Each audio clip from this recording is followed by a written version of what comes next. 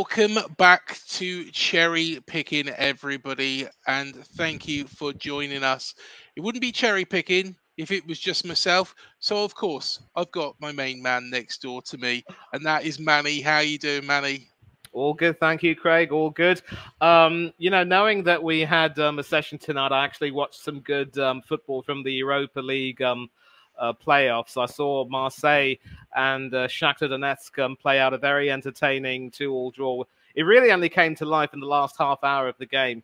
With Aubameyang putting Marseille ahead, and then crazily every time Marseille would go ahead, Shakhtar would equalise almost immediately, and Marseille's second goal was just into stoppage time. We thought that's the game done and dusted, but then Shakhtar came back and equalised.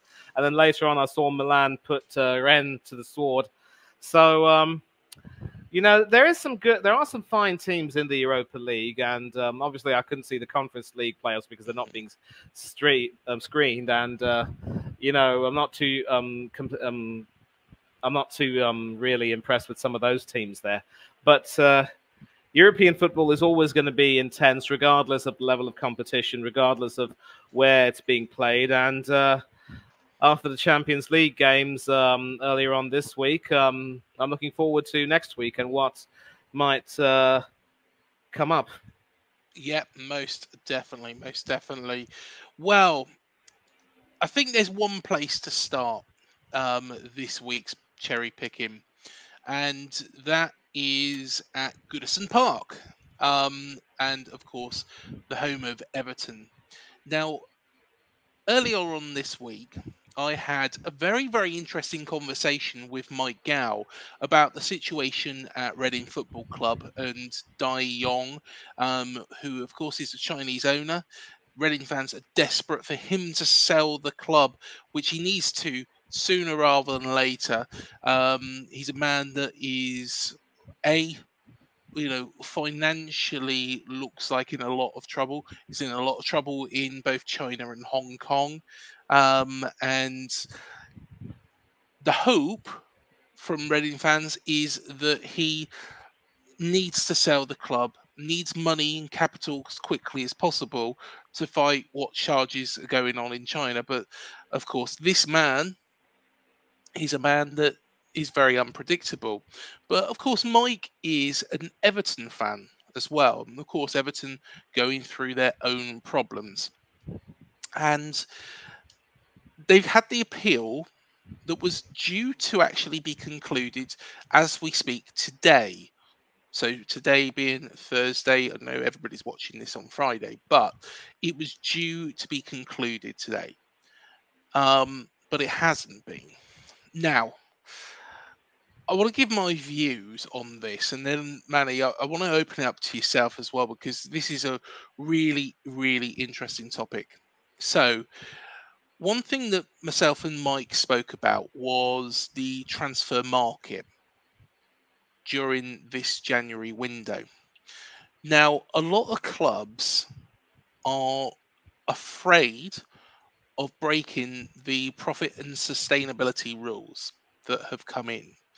Now, Everton have been docked 10 points, and they've also been subject to more points deductions, which are incoming or supposedly incoming, alongside Nottingham Forest. Now, there's some real dangers here. And, this is why the market has, effectively frozen in this January window. In my eyes, from what Mike said as well, when we add it all together. Now, if you imagine, and you are the owner of Manchester City. Now, let's take this to extremes.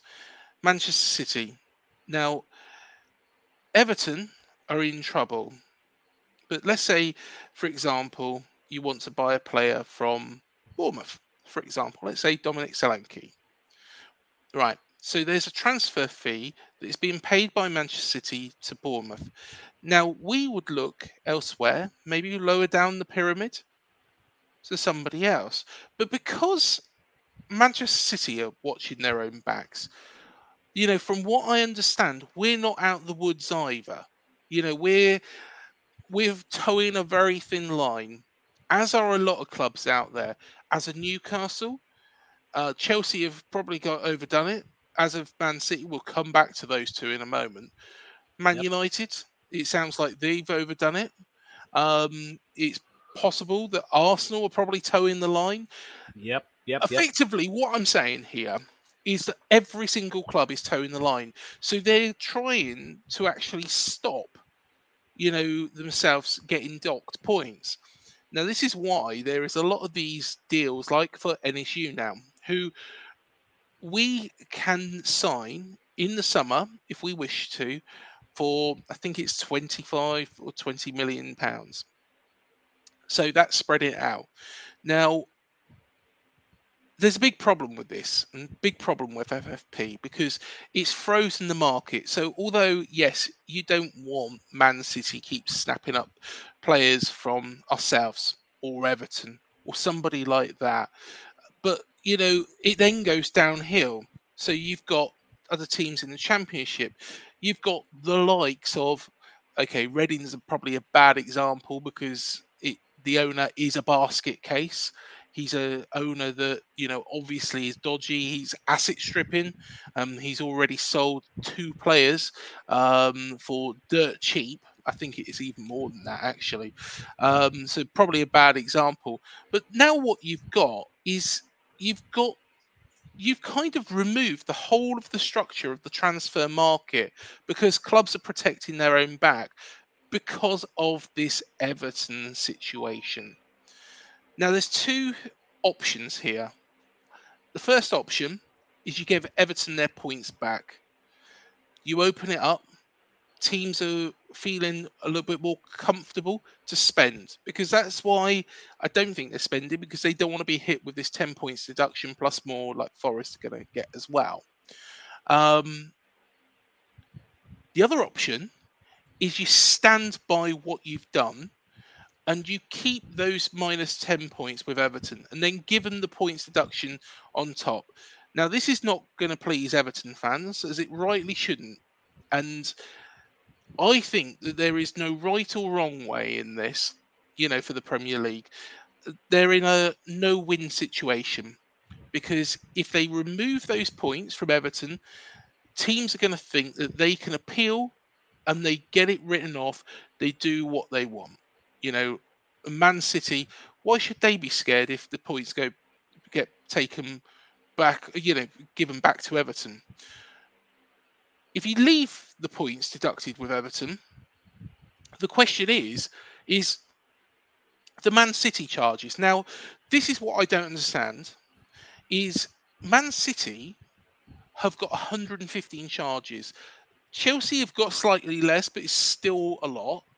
You've got Manchester United out there who, are also supposedly done some wrongdoing. You have to, if you punish Everton, you have to punish Man City. You have to punish, whichever teams go over it. If we are guilty of it, you have to punish us.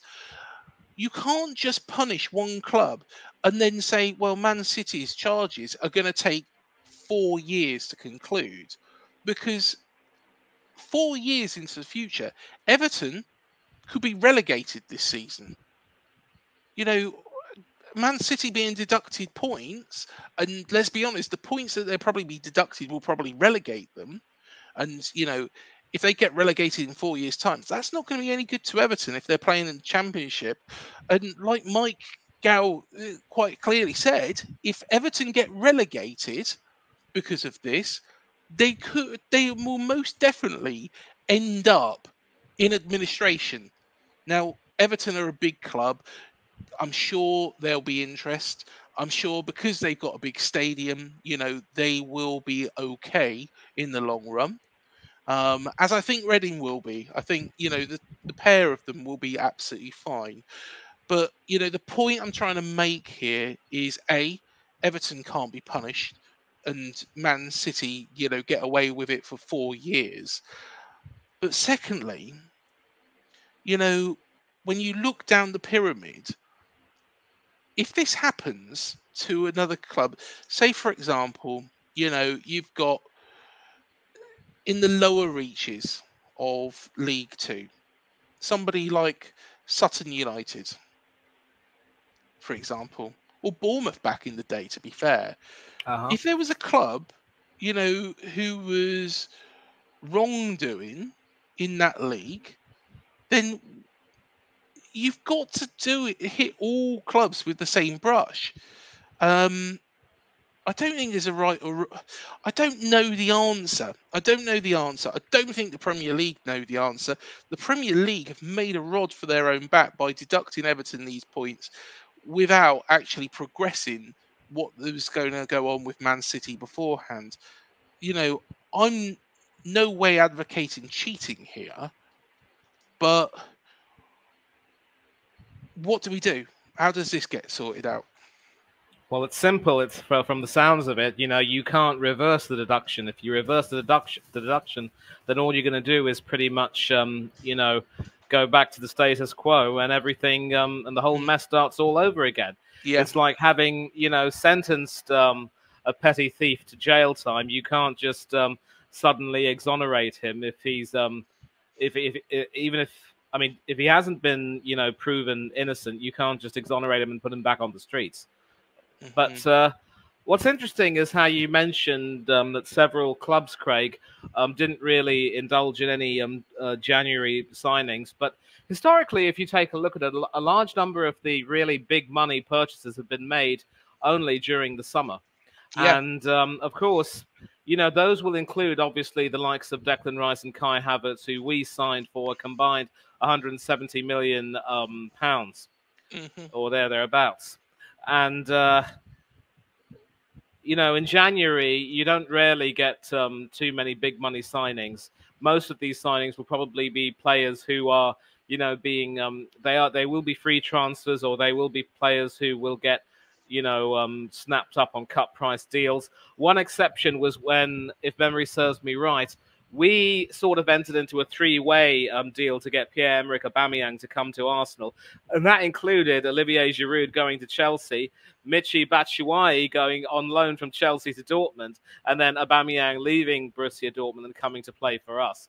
And, you know, we absolutely loved Oba during his time there, and I'm always going to be grateful to him for stepping up to win the FA Cup for us, our only silverware under Mikel Arteta.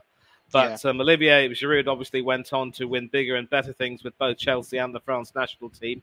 I don't know what's happened with Batshuayi, but that particular deal did involve us, you know, spending quite a bit of dosh. And now, of course, there's been talk, delusional as it is, that with Kylian Mbappe set to leave PSG, potentially on a free transfer, Arsenal would be eager to snap him up. And this is where it gets ridiculous, because this is a bloke, Craig, who has starred in 2 World Cup finals, obviously winning one and losing the other. And he's been doing the business consistently at club level for PSG, although they've still flattered to deceive so far. I know they did win the first leg of their round of 16 clash yesterday, I think it was, against Real Sociedad. But they're going to face even bigger tests in the next rounds. And they still have to beat Sociedad in Spain. And so if Mbappe were to leave, a lot of Arsenal fans have been talking about the possibility of him coming. And there's been talk about how if a player like that comes on, you know, even if he will be free, technically, some of these really big players will ask for huge sign-on fees. So that's more money being parted away. And so my issue is, I really don't want to run the risk of breaking the bank again, because, you know, Declan Rice is value for money. But aside from a few goals here and there, Kai Havertz has really not been able to convince me and several other Arsenal fans. If he doesn't score a goal, he'll just drift through. He's a little bit like, you know, Graham Chapman from Monty Python, does nothing, literally, you know, during the group's writing sessions, and then suddenly he'll come up with a brainwave and say, let's do it this way.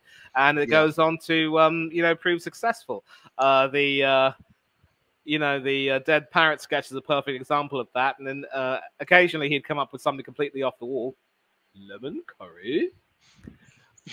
But the problem is, we can't afford another Graham Chapman-like player in Kai Havertz. And although Declan Rice is proving himself really worthy, especially after that display against his old cronies at West Ham, and big up to him for refusing to celebrate when he scored that sixth goal, by the way.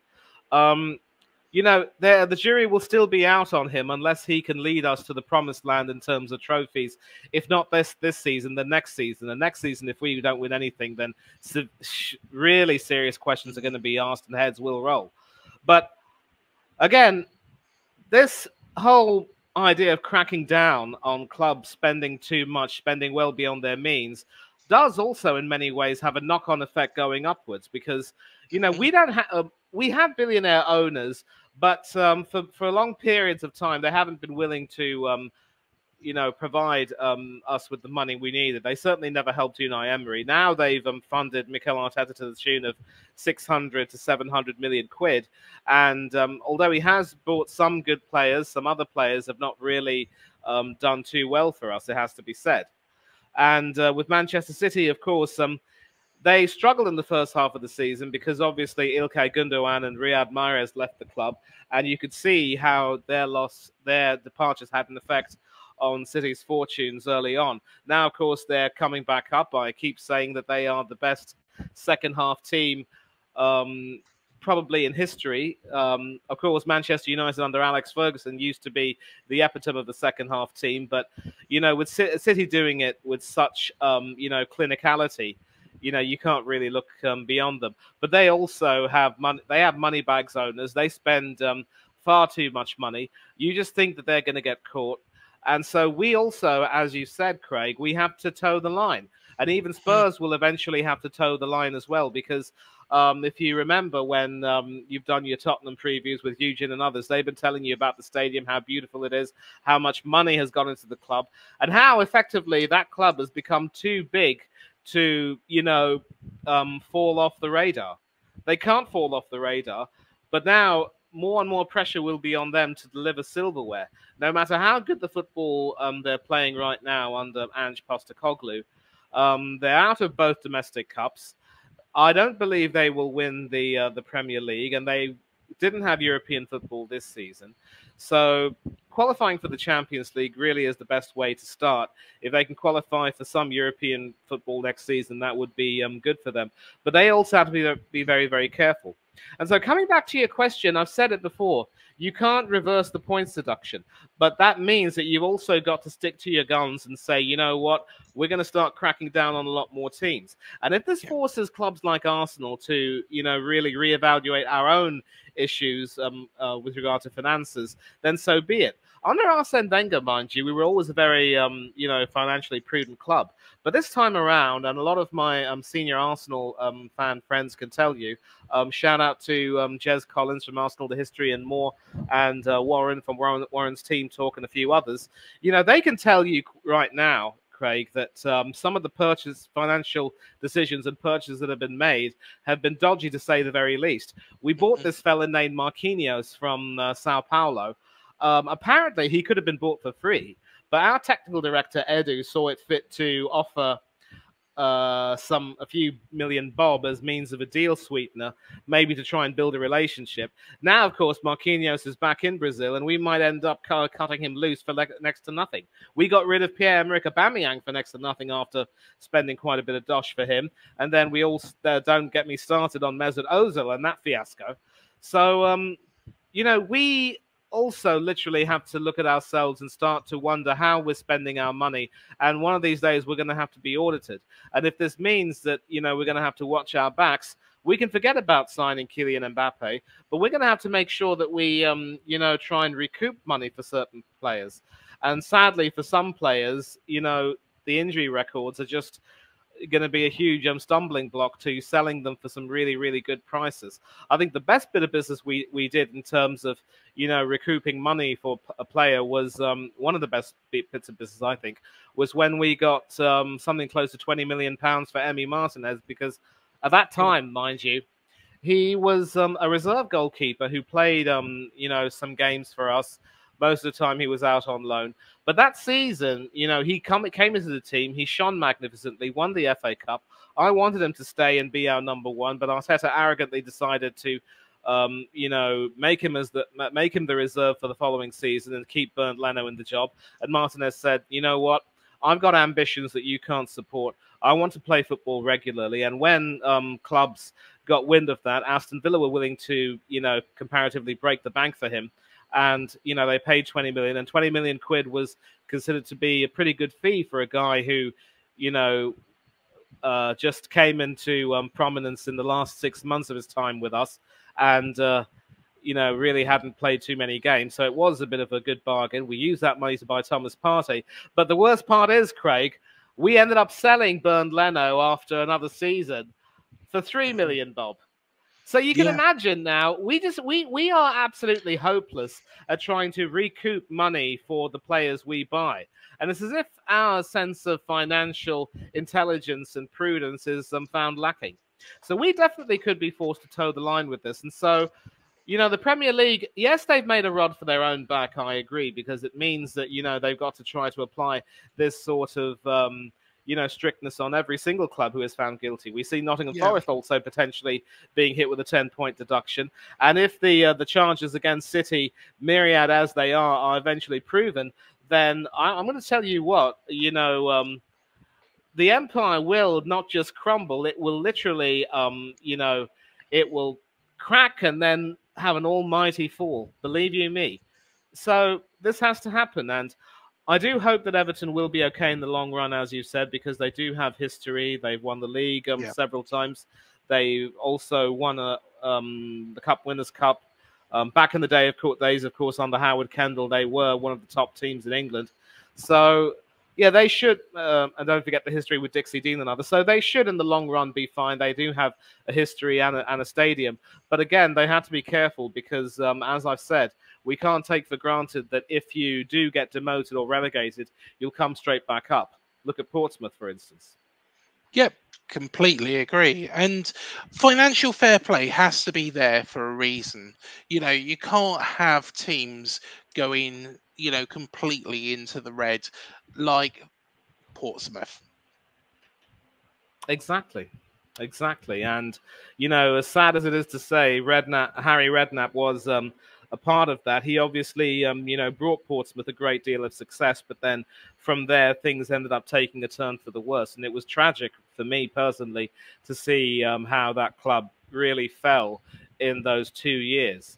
I mean, they did have 2 FA Cup finals, but sandwiched in between them, I mean, the fall was just terrible. And yet, sadly get the feeling, Craig, that the more clubs are there who will believe in spending a little bit beyond their means and will try to want what they can't have because their eyes are bigger than their tummies, as we would say, the more likely you're going to see this stuff happening. Yeah, completely agree. And, we had the lead situation. I think you have to have the financial fair play because we've seen it at so many teams. The Championship is a great example for this. Derby. Now, if Derby got promoted to the Premier League, that from that playoff final, let's be honest, Derby County would have been okay. They wouldn't have been in the situation that they were. Mel Morris spent a hell of a lot trying to get them there, but they did fail. And what happened next? They went through all sorts of issues. The problem is this Everton situation. Now, Everton aren't, yes, they have broken rules. Some of that is down to the stadium that they're building. I don't believe the stadium costs are on there, but because of, and the nature, and to be honest, it's not a great deal over, in all respects. It's not a great deal over what, the rulings were, but it stagnated the market. Teams are now thinking, and AFC Bournemouth, for example, how much have we spent? I'm sure that Bill Foley went, into this transfer window and thought, I can't spend any money. I might have the money in the pocket to spend. I might be able to invest in this side, but I can't because there is these limits. And if we go over these limits, we put ourselves at risk of what happened to Nottingham Forest and Everton. Um, but and this is the bit that irks me. is that Forest and Everton, right? Okay, if we go with the rulings that they're banter rights, you know, and I feel sorry for Everton. Forest, I feel sorry for as well. I think it was a bit of a necessity that they had to spend quite a bit of money. Maybe Marinakis has overdone it, so probably, you know, less sympathy maybe to them as there is to Everton, who, you know, let's be fair, you know, the stadium and, you know, the situation has over. I think a lot of that's got to do with COVID as well. But you do Yeah. those two teams. You've got to. You can't deduct Nottingham Forest 10 points and Everton another 8 points. That could relegate both of those teams. Whereas Manchester City and Chelsea get away scot free for this year. Whereas Man City's 115 charges. What they have to do, the Premier League, and Richard Masters has to do, is he has to go into it and go, right, okay, what is the most easy to prove? Sod go in for the ones that, you know, are most complex. Go for the ones, right, what's easiest to prove? What of these 115 charges can I see that Man City have quite clearly broken? Right, okay, there's that one. What's the penalty attached to that one? There's that one. What's the penalty? You can't go. They can't go through the whole 115 and say, "Oh, that's going to take 4 years," because there's two clubs here that we're talking about who could be relegated merely on, you know, rules that probably weren't that clear until this season. Um, and I think it's saturated. I think honestly think, Manny, it has saturated the market because you've now got Man City afraid to spend. You've got Arsenal afraid to spend. You've got all these teams afraid to spend, and that money filters down the leagues. You know, who could have been making the step up from the Championship? You know, who could have been signed from the Championship to play in the Premier League during this window? You know, who could have made the step up from League One into the Championship? And all that money is just stagnated. And now you've got situations where clubs are in League One who probably their whole benefit is, or well, the whole mantra is on selling. You know, buy cheap, sell for a decent profit. What Yep. about those clubs? Um, you've got to have FFP. I completely agree. The profit and sustainability rules you've got to have. But you can't stop the market like the Premier League has here. And I think Richard Masters has got. I think Richard Masters has to resign. I think he has to resign over this. Ideally, you know, that is what should happen. The only problem is, you know, we've seen even worse levels of incompetence, even higher up in the UK government, and yet we haven't seen too many resignations. Even those who have who resigned, I mean, we can't give them credit for, you know, stepping up and doing the right thing, because I mean they're Yeah. supposed to do that. And yeah, it goes back to what I was saying about, you know, how the Premier League have indeed made a rod for their own backs by, you know, cracking down on Everton, and we both agree, you know, that we do need to have fair play.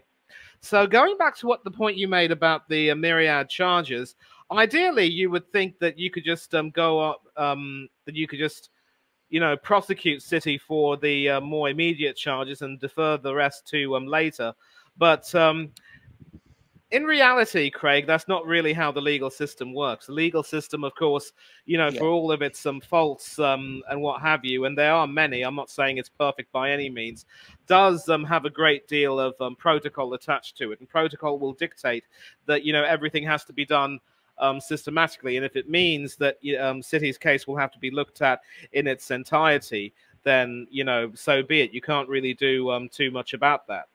But I think we can agree on one thing, namely that, you know, that City have to be, you know, given some kind of punishment. City have to be dealt with really harshly here. And the sad part is, it does look as though, given the myriad number of charges, it will probably take a little bit of a long time. And as you say, quite rightly, Craig, a few clubs could lose their Premier League status. They could lose their livelihood. It's a horrible, horrible, situation, and it's not something that anyone should have to, there's not something that anyone should have to go through. But the rules dictate, sadly, that is the way it's happening. But if there is any consolation, for what it's worth, I would like to think that with the action being taken against City, if eventually, I get the point that justice delayed could very well be justice denied, but for the myriad number of crimes that they will have committed, if they are indeed found guilty, the punishment will be more severe. Let's not forget what happened to Marseille back in the day. They, of course, were, European Cup winners, the flavour of the entire continent. But for one or two small crimes regarding match fixing, they literally had the book thrown at them. And they were forced to have to, I think they were given a demotion from then League 1 and had to fight their way back. They couldn't buy players, so they had to make do with a few free transfers, including a certain Anthony Cascarino, former Ireland international, as many of us will know. And eventually they fought their way back. And of course, given City's wherewithal, they will certainly fight their way back, just like Rangers did when they were hit with the huge punishment with regard to financial irregularities and what have you. And now, of course, they're back in the Scottish Premiership. But with regard to clubs like Everton and Forest, I get what you're saying, in that you can't you have to feel some sort of sympathy for Everton, and it really shouldn't be the case that they get the bulk of the punishment and have the riot act read to them, while City, in comparison, get away scot-free.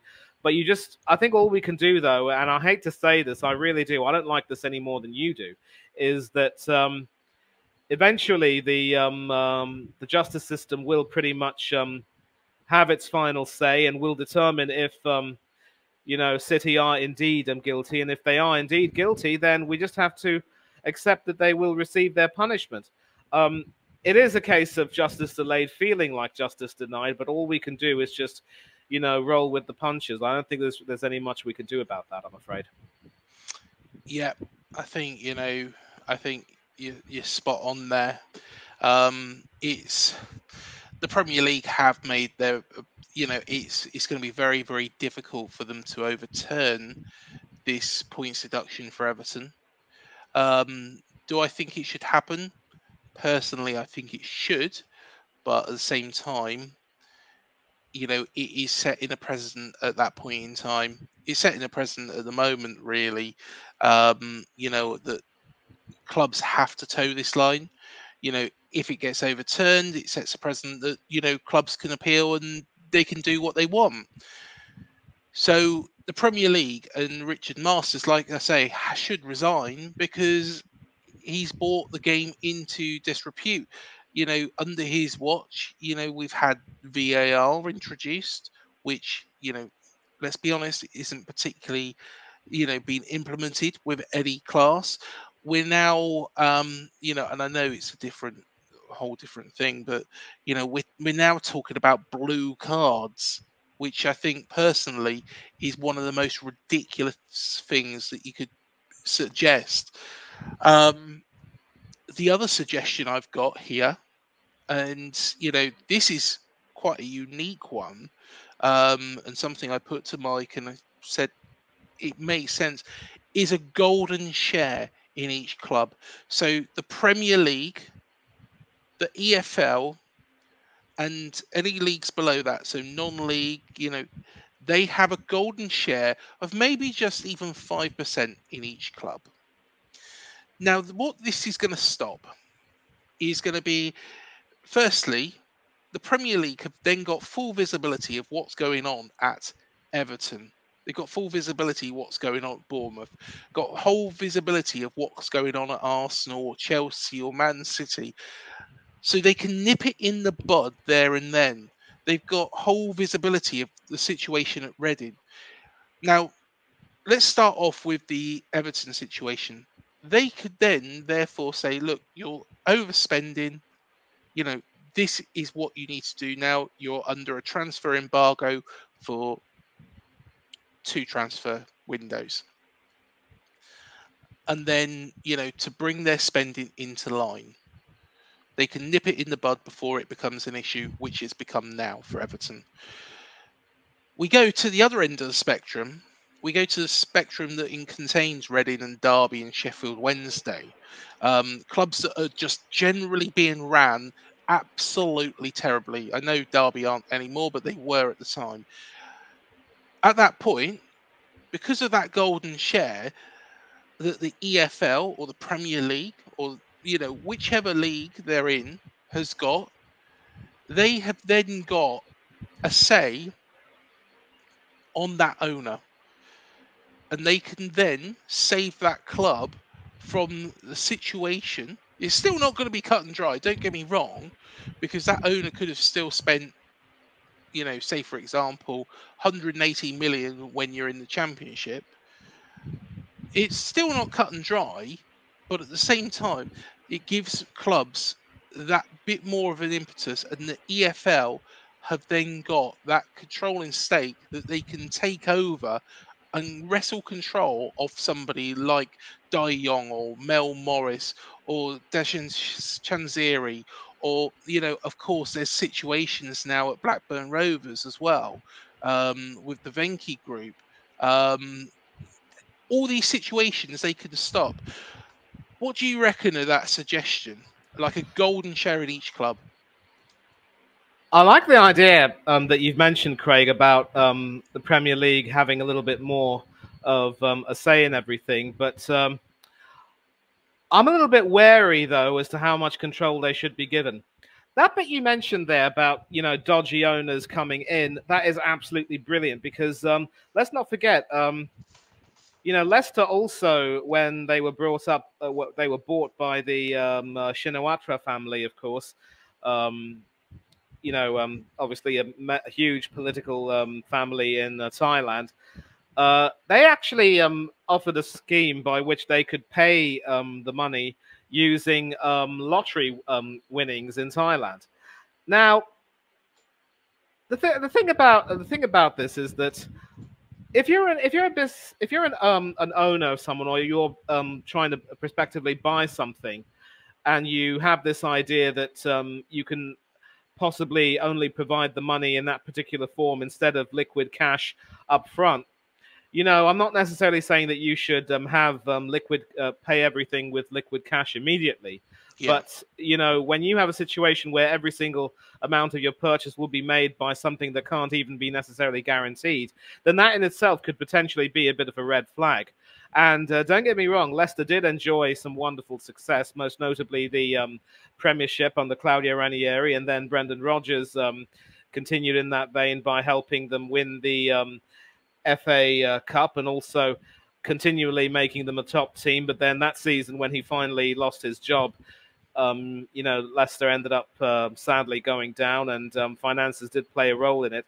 But you can also see that the relative speed with which they've, you know, fought hard to be in a position to get back into the Premiership immediately. They are, of course, top, means that they are, in fact, fine.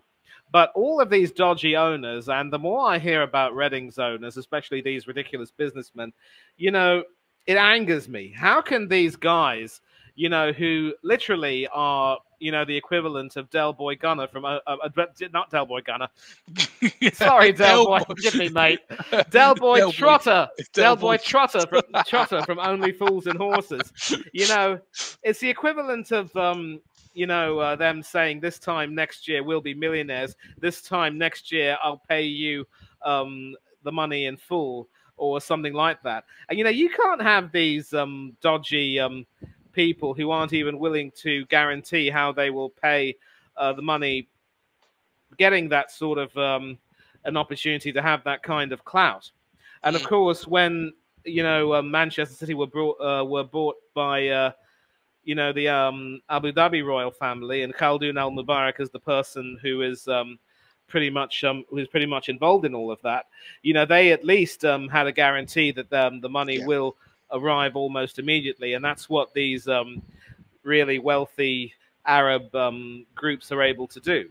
But the idea, of course, of having the Premier League, um, have a golden share, it's nice in theory, but I'm just worried that it could bring about a few more issues as to how much, it can do that. Because are you proposing, therefore, that the Premier League will have an ownership stake in every single club involved? And would Yeah, you want to have that thing applied for even the championship clubs, some of them who also may have, big histories and big owners?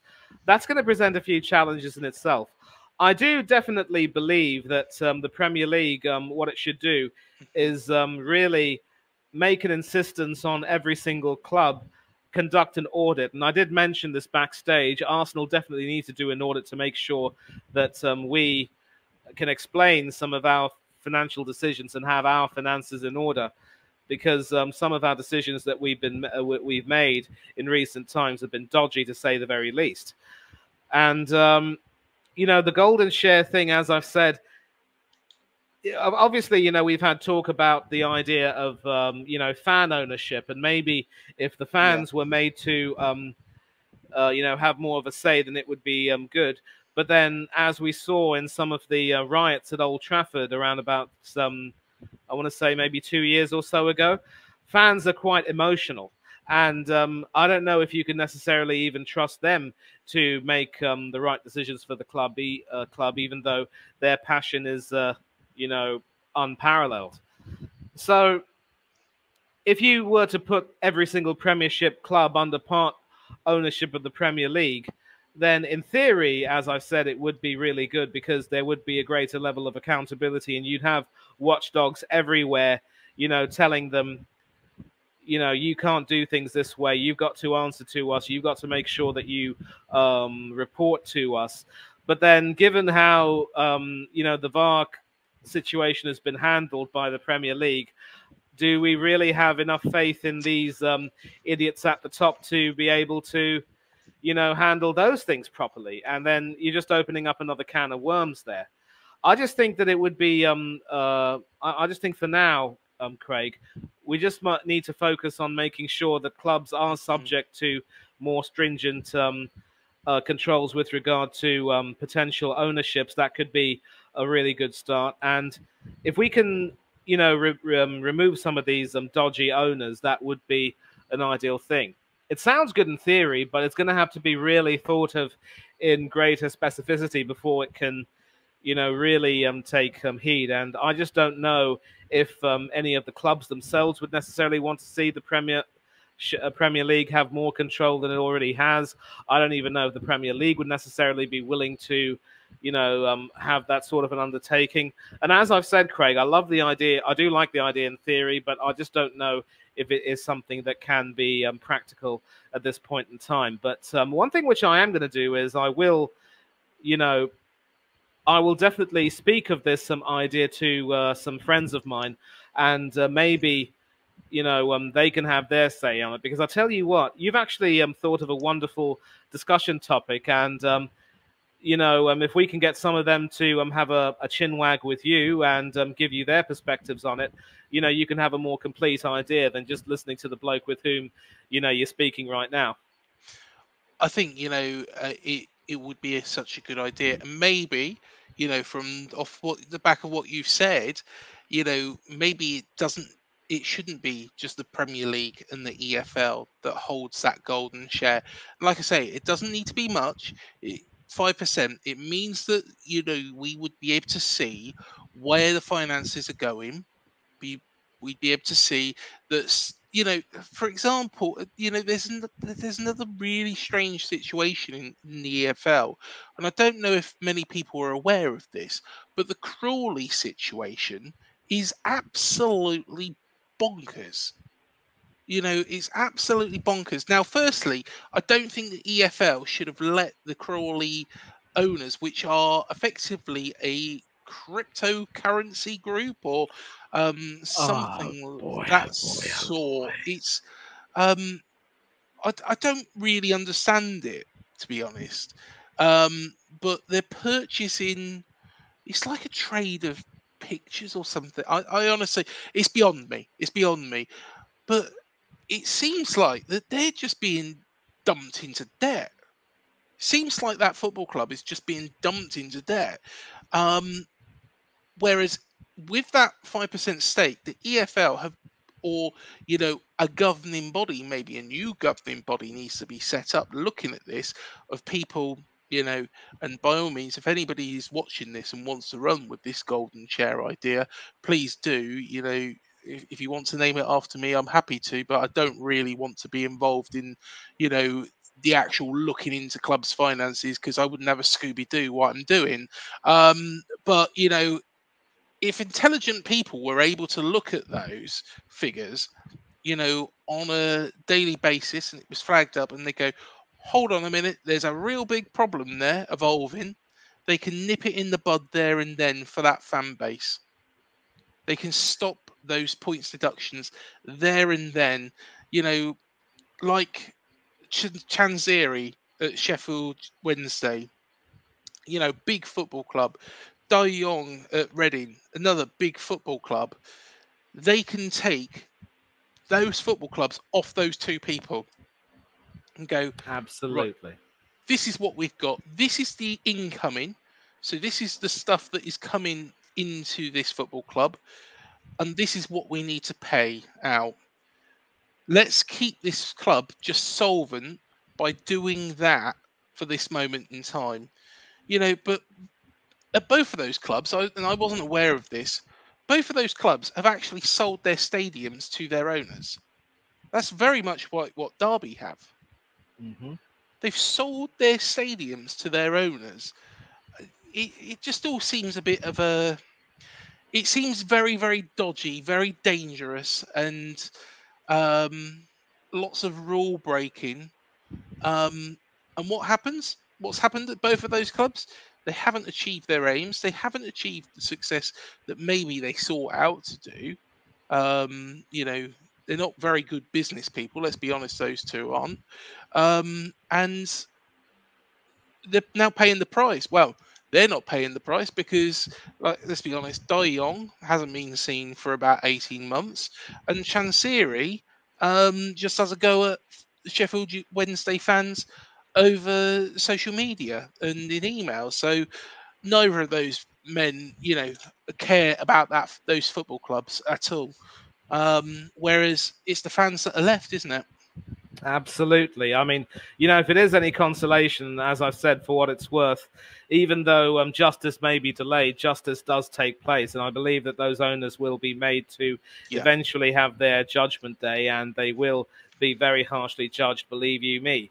But yeah, it is really, it's a sad state of affairs. I'm not saying otherwise, far from it. But again, I'm just saying that if anyone is able to, take this particular idea and develop it even further, then in theory, yes, that would be a wonderful idea. And I really do admire you for having the gumption to actually think of something like that. I think that's really, really, is very thoughtful. For want of an easier word, I can't think of it right now. And you really put a lot of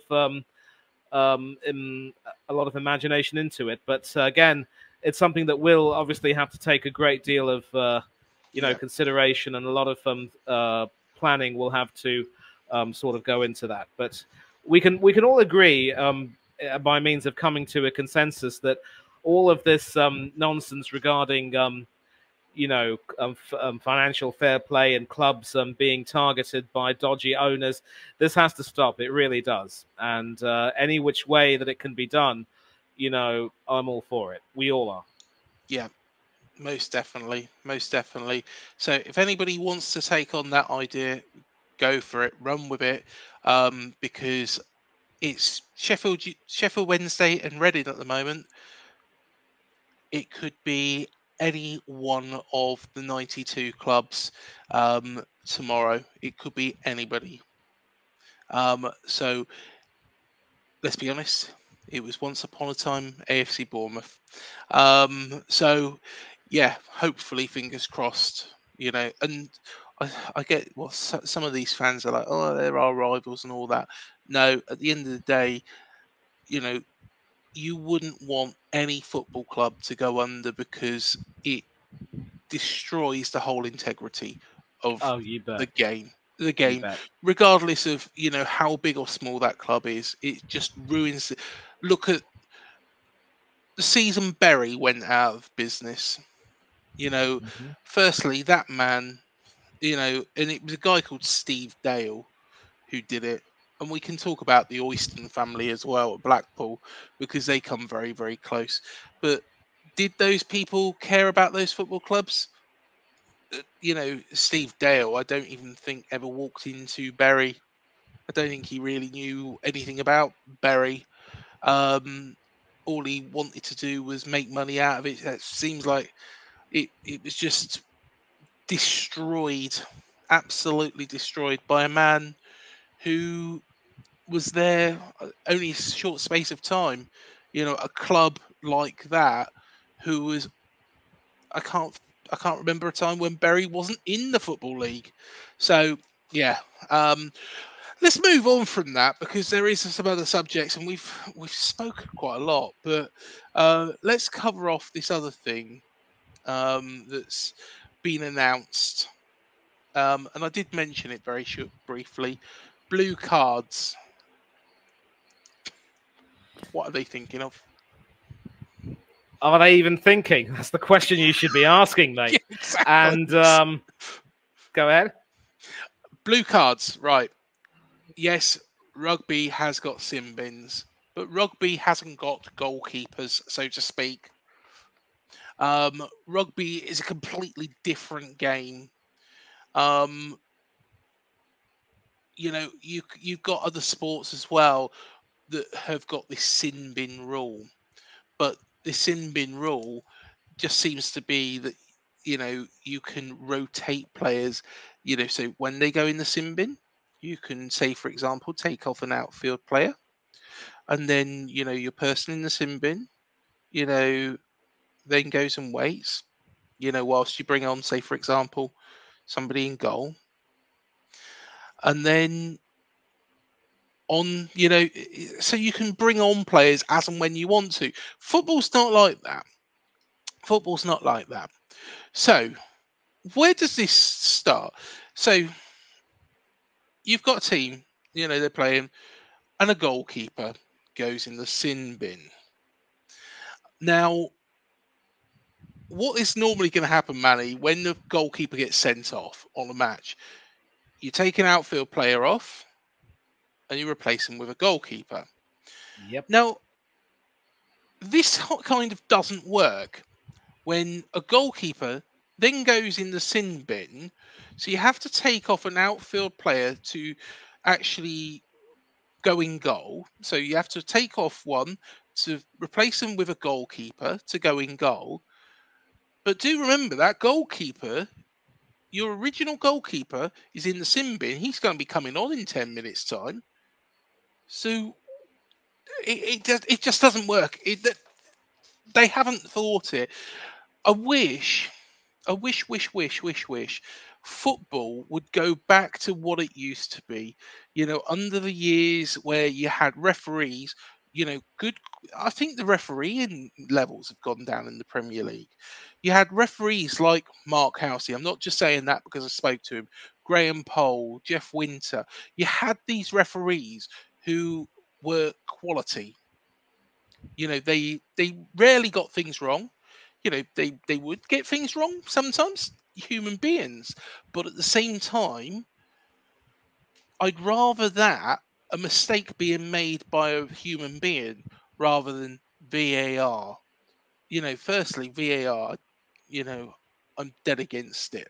But then you've got also this blue card thing. Just leave the game as it was. It worked. It worked. Or if you are going to do things like VAR and make rule changes, make sure you implement it bloody properly because it's funny how um, at World Cups and European Championships and in European leagues, in Germany they've got it down to a T. You know, we can't get it down to a T. So why are we implementing it? And the other thing, VAR in FA Cup matches, you can't. I just don't get it. How you can have VAR in Premier League clubs cup matches, but you can't in, it's got to be one rule for one rule for, the same rule for everybody. That's what I'm trying to say. And this blue card thing, I think, is ridiculous. What's your thoughts, Manny? Craig, let me start by telling you why we can't or probably won't get VAR to a T. It's because the Premier League bosses, and I keep saying this on many, many streams, they love the controversy that all of this generates. They know that, I don't know if I've said this on one of our podcasts, but, the fact that we are still, for what it's worth, the most watched league in, the world, or at least European football, means that even if there will be some of these ridiculous controversies that, cheese the heck out of several football fans, they're not going to suddenly turn off their telly because, they don't like the way things are being done. And so as long as that happens, we're going to see a lot of this nonsense being taking place with impunity. And so when it comes to the blue card thing and the sin bin idea, what's really stupid is they're trying to, implement this idea to trying to crack down on dissent. There is a way to crack down on dissent. Just book the fella. And if he goes out of line, send him off. It's as simple as that. Exactly. The idea that you can just, implement this new system as some sort of an experiment, it's really, it's some sacrilegious, I can say. It's the reason why it works very well in rugby, and mind you, this was used in rugby league back in the day, and I started watching International Rugby Union in the early 90s. Thankfully, of course, as an England fan, I don't think I remember seeing Scotland breaking England hearts in 1990, Gavin Hastings and company robbing us of the Grand Slam, but I did see us win 2 Grand Slams in succession, Will Carling and the boys, getting their act together. Blubbed like a baby when we lost the World Cup final in 91. It was so wonderful to see Jason Leonard exercise those goals in 2003 on their backyard. But without digressing, the sin bin was used in rugby league. It wasn't used in rugby union. And in more recent times, they've used it, and it's worked effectively. I did some commentary work as well for the Rugby World Cup for a channel called Coach's Corner, which is owned by a friend of mine named Hanno Trollope, who's based in South Africa. I'm actually a co-host for that channel, and it was wonderful for me to do some work on that because although I've loved watching rugby, I was never quite, really familiar with, the rules in specificity. So the more I was commentating on them, the more I got acquainted with the rules. And the sin bin idea, Craig, was used very well in the World Cup final in contrasting incidents with both the New Zealand and South African captains, Sam Cane and Sia Khaleesi, respectively. Both of them, of course, had been sin binned for various degrees of foul play. And to be specific, under the sin bin rule, you basically are sent to the sin bin for a 10-minute period. And if your so-called infraction was is deemed to be very serious foul play or dangerous play, then you are in fact off for the rest of the game. It happened with Sam Cane. It didn't happen for Khaleesi because Khaleesi was a lot smarter in the way he dealt with things, unlike Cane. And that's sort of how things kind of worked. But when you take the sin bin doesn't the reason why the sin bin doesn't work is that you can't just send a player to the sin bin, or it's almost like, Craig, the equivalent of a dunce cap, which is given to students, and you're told go stand in the corner with that cap, and when you're a good little boy or a little girl, we'll let you back into the class. It sounds really stupid, and it's another example of more and more all these little things, things which smack more and more of micromanagement, and it really irritates me to the core. It really does. VAR is good in theory, but it's not being managed very well by the people in charge because they love the controversy. If they have the wherewithal, they can solve all of these problems. But when you have the sin bin idea, all you're doing basically is just adding another complexity to what should be a more simple game, which should be enjoyed. And it's a complexity which, is really needless. It's a boondoggle, for want of a nicer word. So, to be honest with you, Craig, mate, it's really just another means of trying to hog the headlines. I'm not in favor of it, and the sooner this proposal is quashed, the better. Now, there is a disclaimer. I do know that it has been tested in the lower leagues, and a lot of people have claimed that it's worked in some ways in terms of trying to, crack down on dissent by a certain percentage. But there comes a time when you try certain things like this, as a means of trying to add efficiency. All you're doing is just making things a lot more complicated and trying to, really think too much.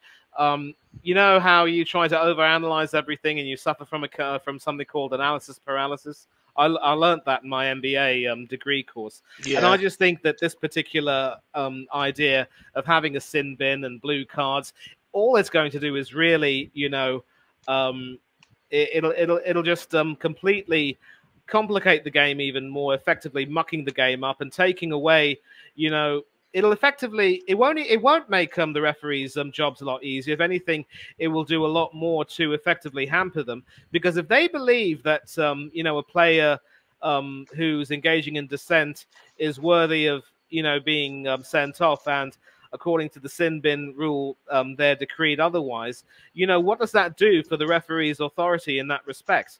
It really hasn't been, thought out in that case. It hasn't been thought out as to why it works in rugby and not in football. And let's also not forget that rugby football has its own, professional code of ethics. Certainly one which puts football to shame. A lot of the shenanigans you see our footballers getting up to, you won't see the rugby players doing any of that. And it's just a means of saying it really is needless. And it's a case of trying to say, well, if they're doing it and it works well, why can't we do it? And the reason why is because it's not meant to be used for us. It's working well with them. If it isn't really broken, just don't tamper with it, let alone fix it. So it's a ridiculous idea, really. Yeah, completely agree. Completely agree. Well, we've had our moments tonight, haven't we, really? We've tried to put the world to rights, but I think, it's been one of those weeks where, the Everton appeal should be coming out, but it hasn't as yet. We never know. It might come out later today as you watch this on Friday. So that could be the case. I've suggested the golden share, which, hopefully I think it's quite a good little idea by myself. And then, of course, the blue cards and VAR as well. But, of course, we travel up to Newcastle this weekend to face Sir Eddie Howe. I think we've said everything we need to say about Eddie being a legend. But I think this is, it's a point now where we need to, I think this is a game we need to get something out of, personally, myself, to give us a little bit of impetus, because we've got Man City the week after, but then we've got a great run after the Leicester game, the FA Cup game, but we don't want to go into that match off the back. Man City can scrub that at the end of the day. How many teams are going to beat Man City when they're on full flow, as they are at the moment? But at the same time, I think, this game at Newcastle, we should either give a very good account of ourselves, but I don't think we should roll over like we did against Fulham. The Fulham game was poor. It was, and listening to the analysis, which is available on the BBC Sport webpage, from a number of people saying that Neto should be dropped. He conceded another poor goal. He also made a brilliant save to deny William Borges in that game. But such as the goalkeeper, people focus on the mistakes. Now, I've been one of those people, Craig, who have been very noticeable of the fact that Neto has conceded some goals which normally wouldn't be conceded. But the fact is that he also has made some saves.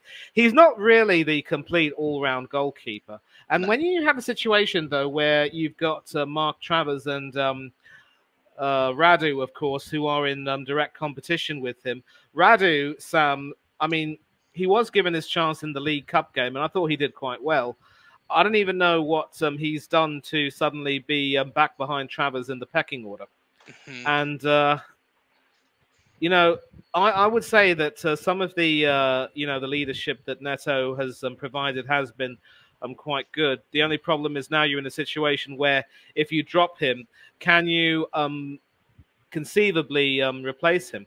And bear in mind, he was also eventually absent from the first team due to personal reasons. That was when he was going through an absolutely horrendous run of form. But then when he came back, he started to improve himself. So, look, you've got to stick with Neto, at least for the time being. And this Newcastle game in particular is going to be a very tricky game because when you beat them, and I thought that was a very impressive performance. I'm not obviously trying to butter you up in any way. That was an impressive performance, but that was also when Newcastle were going through a little bit of a slump, injury-induced, and that, of course, led to those scenes where Kieran Trippier, among others, were dealing with some angry fans who said that wasn't good enough, and Trippier was trying to say, "Oi, lads, cut us some slack. We've got some injuries," and so forth. And, recently, the trend, how Newcastle have been playing, is that they've started to get some pretty good results because in many of the games they played, especially against City at St. James's Park, they played quite brilliantly for the most part and were very, very unlucky to lose to that Oscar Bob winner, that breathlessly late winner that day. But then since then, they've had some really good victories, including against Aston Villa, where they, completely obliterated their unbeaten home record in the Premiership. And Villa, of course, have gone through a bit of a slump, but I mean, they're obviously hoping that with some of their injured stars coming back, they could be a little bit better. News is that the ex-Cherry Tyrone Mings could potentially be back for them before the end of the season, which will be a real boost. But Newcastle are starting to get some better results and they're playing a lot better now. And so you're traveling up to St. James's Park. It is not going to be easy. And I think you shouldn't even think, and credit to you lot, you're very sensible fans. None of you are having any impressions that you will do to Newcastle what you did to Manchester United at Old Trafford and give them an absolute hiding, which, believe you me, was absolutely glorious to see. Oh, yeah, I'd love to. And, so this is going to be a game, obviously, where Andoni Iraola will have to really inspire the boys to do a lot better because what's worrying is that, you had 25 shots against them. You were dominant in that game, but simple defensive mistakes cost you, and it was a return to the bad habits of earlier on in the season. And that is something that Iraola has to shake off. He has to change. And how he does that will be interesting to see. And you keep mentioning about how your defense is almost often, very too often being patched up effectively. Yeah. I mean, against Fulham, you had Lloyd Kelly playing at left back, and he was hooked up at half-time for Milos Kerkez. And you even had this chap named Romain Favre, who came on the 85th minute for Adam Smith. And your new signing, Unal, played about 20 minutes, and I think, by all accounts, he looked quite good. But Tavernier has gotten... Yeah. Sorry, go ahead, mate. Yeah, he looks decent, actually, So, hopefully, fingers crossed. But yeah, like you say there, Favia, who come back, of course, we signed him and we sent him straight on loan to Lorient. We didn't think we was going to see him this season. I think he still needs to get up to pace in the Premier League, but, I think we don't want to go back into the same rut. We need to go back to this direct playing of football, where we was playing nice football, but was a little bit more direct. The Fulham game was just disappointing. It was disappointing. Yeah, it was disappointing. It was. And I think Tavernier hasn't been particularly at his best for a couple of weeks. He's a great player. I really like Tavernier, but at the same Yes. time, I don't think he's been great recently. Um, does he need a rest? Who knows? But um, what do you think? I think we all think that we are going to be fine because we have got this run coming up that we mentioned last week as well, where we've got the likes of Burnley, Sheffield United, Luton, Everton. We've got a game against Wolves in there as well. Um, it's a winnable. Well, let's be honest, it's a run of games where, to be honest, we should get a very, very decent return, which should see us safe. But do you think um, it's a bit optimistic, Manny, that go into Newcastle and thinking we should be picking something up at this point? I wouldn't necessarily say optimistic, but as I've said, you are coming up against a Newcastle team that is playing a lot better and is starting to get a little Yeah. bit of its groove back in a way. They have had some injury problems. Pope being out until potentially the end of the season is an absolute hammer blow, because although Martin Dubravka is a decent keeper and has performed well in quite a few games, he's certainly not quite near the level of quality that Dubravka is. And, with Isak coming back and a few others also returning to the picture, it's a case of effectively, a sort of a recovery. And so Newcastle are going to be the type of team that will easily punish you if you make any mistakes.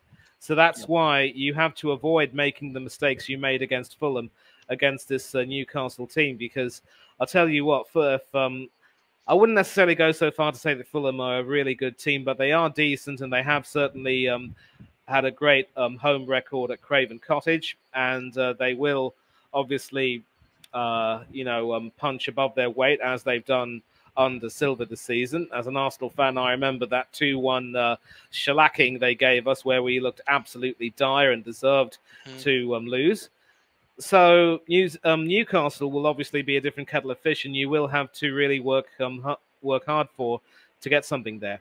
And I also want you to exercise a bit of caution about, the winnable nature of your games against Luton and Everton and company, because let's not forget, under Gary O'Neill last season, your final game of the Premiership was against Everton. Yeah, you had the chance, Craig, to condemn them to the Championship, and you couldn't quite do that. And that, of course, was Gary O'Neill's final game as manager, because the consensus was, as great a job as he did in making sure that you lot stayed up, the fact that stayed up long before the end of the season, the fact that you guys ended up, falling so sharply after that, losing games you should have won, was not something that impressed Bowley in any way. And that was why he saw it fit to bring in Signor Iriola.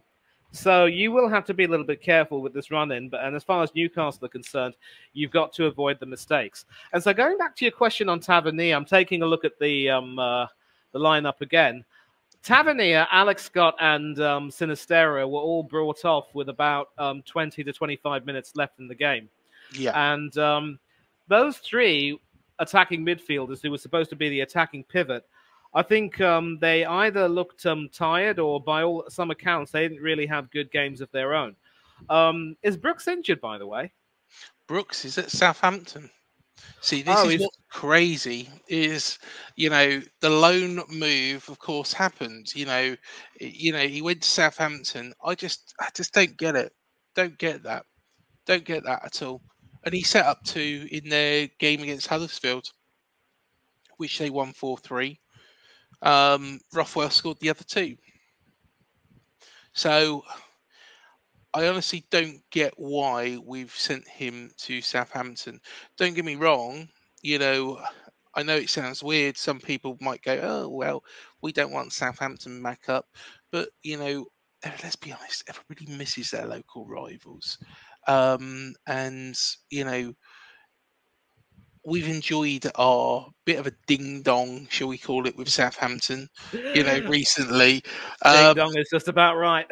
yeah, exactly. It's like, honestly, if Liverpool, well, for, if Everton was to go down, Liverpool fans would be really dejected.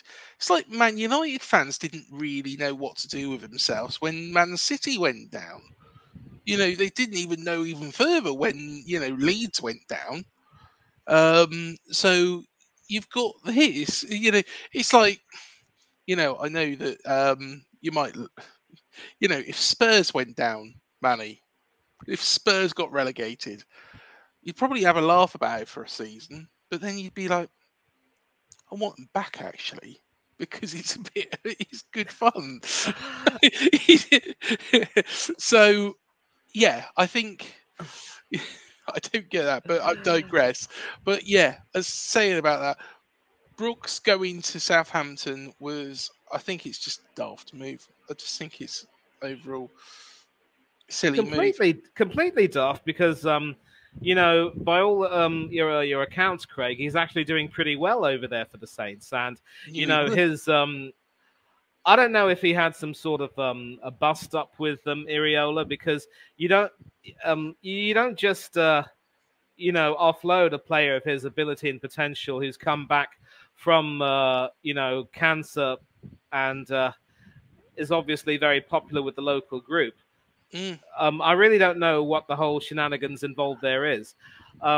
As good a player as Kiefer Moore is, I understand sending him to Ipswich because obviously, yeah. Maybe he's not the type of striker that Iriola wants. But Brooks as a midfielder offers so much more than people will, for which people will give him credit, and to send him away, I mean, it certainly was a little bit, it was absolutely bonkers, as you would say. But there's nothing much that can be done about that. All that can be done is that is that Bournemouth will have to make do with what they have. And so, going back to the question on whether or not Tavernier needs a rest, if you still had Brooks at the club, then yeah, I'd say yes. But given that your midfield options are a little bit thinner on the ground, I'd say, you know what, you've got to stick and twist. It's painful, but it probably has to be done unless there are other options. Having said that, of course, looking on the bench, you had Otara on the bench, who came on after 69 minutes. Kluivert wasn't allowed to come on. Semenyo could have come on, and then Unal. So I'll tell you what, I wouldn't mind benching Tavernier for Newcastle and giving some of these other guys a chance. Yeah, I like Semenyo. Semenyo's an excellent player. They're both excellent players. Semenyo is an excellent player. Tavernier's an excellent player. He just probably looks a little bit leggy. Atara, I really like Atara. Some people really criticise him in the fan base. Again, it's some of our fan base that don't really. I don't know what it is. Maybe just feel that they're privileged enough that they need to have players that don't make mistakes. It's like when Lloyd Kelly made mistakes against Burnley. Yeah, he had a terrible game, but at the same time, to be absolutely slammed like he was completely and utterly unfair. But yeah, the only reason I think that Brooks might have been sent out on loan to Southampton is because of the intensity of the matches. I think Iriola, and this is the thing. This is the thing. Iriola is asking a lot from these set of players, and he's expecting them to play at a high level. High intensity. This pressing football. It's going to take a lot out of them, and maybe Brooks can't do that at this moment in time. But fingers crossed. With this loan, he'll be able to come back a better player, because I really don't want to see him leave. I agree completely. It's a little bit like with what his former youth teammate back in Spain, Mikel Arteta, has done. Obviously, he's wanted to try to, instill his own style of play, which, quite frankly, I think is nothing more than a recycled version of Pep Guardiola's tactics at Manchester City. Yeah. And when they come off, they come off, and when they don't, they look absolutely horrible. And some players like Kieran Tierney, who's a fabulous traditional left back, can't quite hack the demands of being able to play in this inverted style. I call it the perverted inverted style. So, yeah, I do hope, like you, that Brooks comes back to Bournemouth a better player, and maybe, he could, his return will benefit Bournemouth, and he will be all the better for him too. But sadly, what worries me is that if he is deemed in subsequent seasons to not quite be able to cut the mustard according to Iriola's liking, then he may end up being one of those players who could end up leaving. And I know we had discussions on who might be going. I really don't want to see David Brooks leave. I didn't want to see Kieran Tierney go on loan to Real Sociedad, but our Scotsman is having the time of his life in Spain. They're in the Champions League, and whenever, I know he's been injured there too, but whenever he's played quite well. He's still expected to be fit enough to do a job for Scotland in this upcoming European Championships. So maybe it's going to be sad if Brooks ends up leaving, and that will be some way into the future if and when it happens. But for now, I just think I really, really hope that Iriola is completely convinced in his belief that Brooks would have benefited from a move away, because there will be some games where, he might be thinking, this bloke could have done a job for us, just like we miss Kieran Tierney so much, and he would have been really beneficial for us in more than a few games. But it is what it is. You roll with the punches. The manager makes the decisions. All those cliches. Ugh. Yeah, exactly. And I think on that note, it's been a very thorough cherry picking. Again, we've covered 3 very, very big topics there. I think we probably better end it, but I'm sure you'll be back next week, Manny, won't you? You don't need to be sure. I mean, I'm always going to be back. You know the drill, mate. Just you call, I come running. And I do like these sessions. I know that when you see this on playback, it looks as though I'm taking a look at my phone, but I am, intently listening to everything you have to say. I have the knack of being able to multitask that way. It's not an attempt to be disrespectful to you in any way by any means, but that's just sort of the way I do it. And this particular talk we've had, the idea of a golden share for the Premiership, I really, the more I think about it, the more I think it definitely does have potential and promise. But as I've said, Craig, it is something that will require a great deal of thought. But you know what? If, more and more people agree to this, it is eventually, applied, you might just be the person who saved the future for several football clubs. Wow. I tell you what, I'll take that, but how we get there, I don't know. I don't want to be on this. I don't want to be on this panel having a look at finances of football clubs. I can assure you that, because I wouldn't have a Scooby-Doo what all of it means. But I tell you what. Leave it to me. I mean, I've got a master's degree in finance. Let me do it. Well, I mean, it'll give me a chance to get some work experience. Yeah, there we are. Okay, well, I thought up the idea. Manny's implemented it. There we go. We've got it all sorted. There we are. This time next year, we'll be millionaires. And on that note, don't start with that. so now you're Del Boy. I suppose that makes me.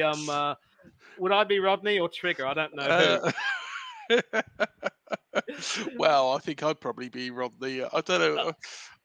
Boise? No, mate. You're the one. You're the one who thought of it. You'd be Del Boy. I mean, you might not have the slick Cockney patter that he does, but at least you're a lot more honest than he is. And of course, may the Lord rest your soul, Roger Lloyd Pack.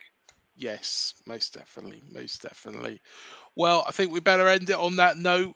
But until next ones, up the cherries, and we'll see you in the next video. Chateau Neuf de Pape.